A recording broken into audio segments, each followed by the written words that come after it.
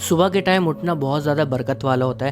ہم سب اس بات کو مانتے ہیں اور اس بات کو ہم لوگ ایکسیپٹ کرتے ہیں کہ جب ہم کبھی بھی کسی بھی موقع پہ کبھی پکنک پہ جانا ہوتا ہے, کبھی کوئی باہر ٹریول کچھ بھی کرنا ہوتا ہے, ہم جب سویرے اٹھتے ہیں یا ہمیں کوئی گھر میں دعوت وغیرہ کے لیے سویرے اٹھتے ہیں تو اس دن سویرے اٹھنے کی وجہ سے ہمارے کام جتنے ہوتے ہیں وہ جلد سے جلد نمٹ جاتے ہیں. میں نے یہ بات میرے مشاہدے میں بھی آئی ہے اور آپ لوگ بھی اس بات کو مانتے ہوں گے کہ جب صبح سویرے ہم لوگ اٹھ کر کے جیسے آپ 8 بجے اٹھ گئے یا 7 بجے اٹھ گئے اور آپ نے سارے والے کام نمٹائے تو آپ 12-1 بجے تک اتنے فارغ ہو چکے ہوتے ہیں 12 بجے تک کہ مقصد کہ آپ کو مزید ضرورت نہیں ہوتی ہے کہ آپ جو ہے آرام سے اپنا باقی کا دن آرام سے ریلیکس ہو کے گزار سکتے ہیں. لیکن ہمارے یہاں بدقسمتی سے جو ہے وہ ہر گھر کے اندر اٹھنے کا ٹائم ہی 11 بجے 11:30 بجے ہے.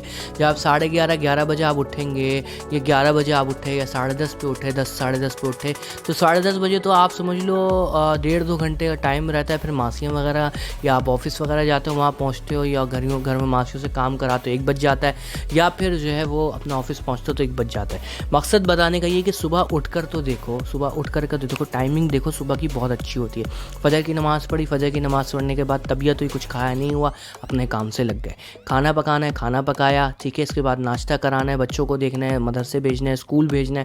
یہ سب کام کیے میاں صاحب کے لیے جو کھانا پریپیئر کرنا ہے پہلے سے پریپیئر کر لیا, سب کچھ کر لیا. اس کے بعد اپنی ہنڈیاں چڑھانی شروع کر دی اور گھر کی صفائی جھڑائی جو بھی آپ نے کرنا ہے وہ آپ نے کرنے رکھ دیا. تو آپ کو اس سے فائدہ یہ ہوا کہ آپ نے دیکھو عورت کی سب سے بڑی مصیبت ہوتی کھانا پکانا, ٹھیک ہے نا. عورت کی سب سے بڑی مصیبت ہوتی کھانا پکانا اور مرد کی سب سے بڑی مصیبت ہوتی گھر کاروبار کی کیلکولیشن کرنا, کاروبار کے بارے میں سوچنا کہ کاروبار کو کس طرح آگے بڑھانا ہے. تو یہ سب کام صبح کے سناٹے میں کیے جا سکتے ہیں. اگر پورا پاکستان بھی صبح سویرے اٹھ جائے نا تو صبح میں اللہ نے ایک ایسا موسم رکھا ہوتا ہے کہ تھوڑا سا ٹھنڈ ٹائپ مٹیریل مارکیٹ کے اندر آیا ہوا ہوتا ہے تو ہر بندہ تھوڑا سا سکون میں ہوتا ہے, دماغ فریش ہوتا ہے.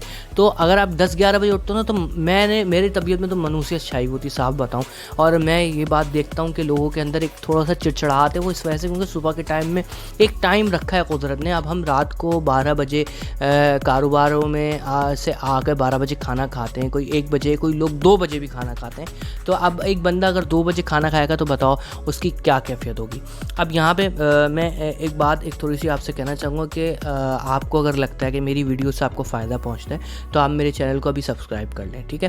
اچھا, تو یہاں پہ یہ بات ہے کہ جب آپ 2 بجے کھانا کھائیں گے تو آپ خود سوچئے کہ آپ کس طریقے سے آگے گرو کر پائیں گے. آپ جب 2 بجے کھائیں گے آپ کے پیٹ کا نظام اتنا خراب ہوا ہوگا تو آپ آگے کیسے کر سکتے ہیں. صبح سویرے اٹھ کے آپ نے سارے کام نمٹائے, ٹھیک ہے, کر کے دیکھیں اس طریقے سے. صبح اٹھ کر دیکھیں اور پھر آپ دیکھیں گا میں نے یہ بات آزمائی ابھی 2-4 دن پہلے اور یقین جانو میں روزانہ دوپہر کو میں 4-4:30 بجے میں بیڈ پہ لیٹ جاتا ہوں سونے وغیرہ کے لیے. اپنا کھانے وانے سے فارغ ہوئے 4:30 بجے لیٹ جاتا ہوں. لیکن اس دن میری روٹین کے اندر مجھے یاد ہے میں 12 بجے لیٹ گیا تھا. سویرے اٹھا تھا 12 بجے لیٹ گیا تھا اور 12 بجے لیٹ کر مجھے یہ احساس ہوا یار کہ ابھی تو 4:30 جیسا ٹائم مجھے محسوس ہو رہا ہے لیکن اس وقت 12 بجے تھے, 1 بجے کی اذان بھی نہیں ہوئی تھی.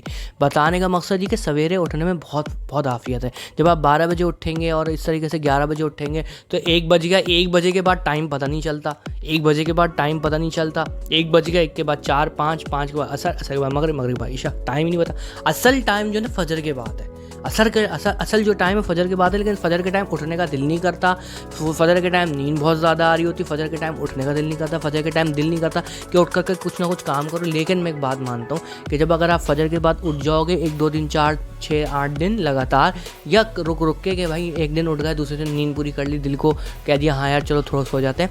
لیکن اتنا فیکٹ ہے کہ جب آپ صبح فجر کے بعد اٹھ جاؤ گے تو پھر آپ کو وہ جو ایک چاشنی ہوتی ہے نا صبح کی جو ٹھنڈک ہوتی ہے وہ آپ کے اندر اترے گی تو آپ کے اندر صبر پیدا ہوگا اور اس کے ساتھ ساتھ جو ہے آپ پھر اپنے سارے کام اسمارٹلی کر سکو گے. آپ صبح اٹھو واک کرو, ہاں, اور اس کے ساتھ ساتھ رات کو واک کر کے سو. تو یہ سب چیزیں ضروری ہیں. تو صبح اٹھنا ضروری ہے.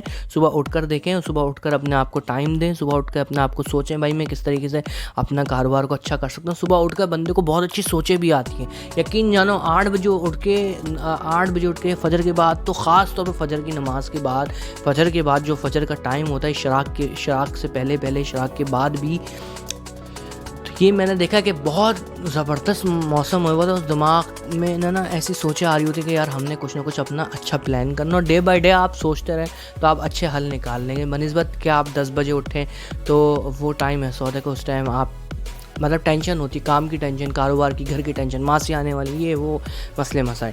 تو یہ سب چیزوں کو وائنڈ اپ کریں اور اپنی ایک پلان بنائیں. میں اس طرح سے کر سکتا ہوں، یہ کر سکتی ہوں. اگر آپ مرد ہیں تو آپ مطلب گھر کے بڑے ہیں تو آپ کے لیے تو بہت اچھا ہے، آپ یہ سب چیزیں کر سکتے ہیں. بچوں کو اسی روٹین میں لائیں، بیگم کو اسی روٹین میں لائیں. موبائل لے کے سب کے سائڈ میں رکھ دیں، اپنا موبائل لے کے سائڈ میں رکھ دیں، کیونکہ رات کو جلدی سوئیں گے تو صبح جلدی اٹھیں گے نا. اگر آپ عورت ہیں تب بھی اچھا ہے، آپ اپنے میاں کا موبائل لے کے رکھ دیں. پاسبل ہے، کر سکتے ہیں، میاں کا موبائل لے کے رکھ دیں. یا کم سے کم گھر میں ماحول، کمرے میں نے بات دیکھی، جب کمرے کا ماحول بن جاتا ہے نا تو میاں کچھ نہیں کر سکتا. کمرے کا ماحول، بچوں کو سلا دیں ٹھیک ہے سویرے، اور لائٹ بند کر دیں، خود کا موبائل رکھ دیں سائڈ میں. یا میاں ہیں تو اس طرح سے بچوں کو سلا دیں. تو یہ سب چیزیں روٹین بن سکتی ہیں اور بنائی جا سکتی ہے. بہت اچھا ہے، بہت بہترین ہے. اور صبح اٹھ کر تو دیکھیں آپ کے کام بہت اچھے نمٹ جائیں گے. اور میں نے بات دیکھی کہ صبح کے اللہ کے نبی کا ارشاد ہے کہ اللہ نے میری امت کے لیے صبح کے وقت میں برکت رکھی ہے. اللہ نے میری امت کے لیے صبح کے وقت میں برکت رکھی ہے. ٹھیک ہے، تو یہاں پہ میں بات اپنی ختم کرتا ہوں اور پھر سے ریمائنڈ، یاد دہانی کرا دوں کہ اگر آپ نے میرا چینل اب تک سبسکرائب نہیں کیا تو کائنڈلی سبسکرائب کر لیں. اور کمنٹ باکس میں آپ مجھے کوئی بھی بات اس طرح سے کہہ سکتے ہیں، کوئی بھی ٹاپک ہو، کوئی بھی بات اپنی رائے سے مجھے آپ آگاہ کر سکتے ہیں. میں تمام تر کمنٹ پڑھتا ہوں لازماً، ان کو لائک وغیرہ جو بھی ہے میں دیکھتا ہوں. ٹھیک ہے، تو پھر آپ سے ملاقات ہوگی، تب تک کے لیے مجھے اجازت دیجیے. اللہ نگہبان.